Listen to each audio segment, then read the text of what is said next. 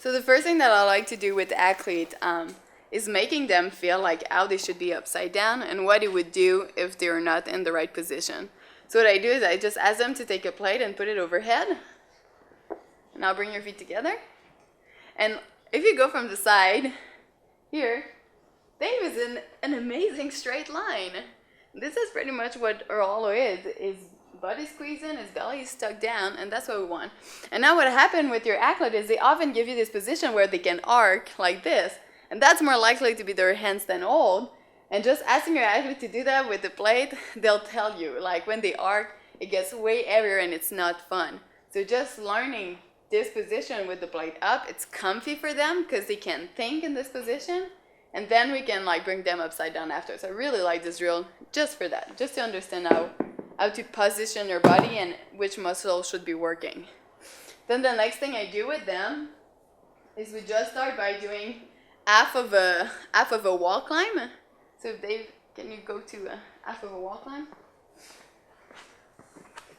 So here, just go half of a wall, half, that's not half. There you go. There you go. And if you see what he did, he just bring his hand further in front. So now in this position, what I want is his butt squeeze in, his belly tucked down, and now his goal is going to be to bring his hand as far as he can forward. Here we go. So now in this position, what he has to do is he has to open his shoulder and also press down on the floor. Otherwise, he's going to collapse. So this is really good, as you can see, for core strength in this position. You can see him shake it completely right now. You can come down. So this is also going to teach him how to press up in the handstand and not just bend at the elbow and arc like we see most of the time athletes do. So with this one, by pushing the hand forward, you really have to press down, and then if you see, just this come in with, and now I'm in the strong position. After that, we're going to go all the way to a handstand, always facing the wall. Why do I want my athlete to always face the wall? Is if I turn them the opposite way, he's going to be arced because the wall is behind him, and the hands are always going to be a little forward, all the way to the wall, Dave. So now what I want in this position is the same thing we just did. I want him to make sure that he press down, and from the side, the goal is to have your hand as close to the wall as you can. So here Dave is a little far, but it's okay if we start there.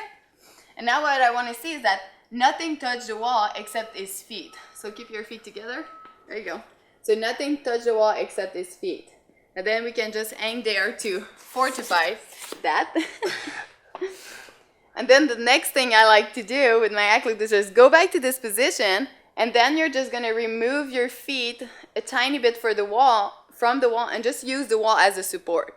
So that way you try to do a free handstand, but with the wall.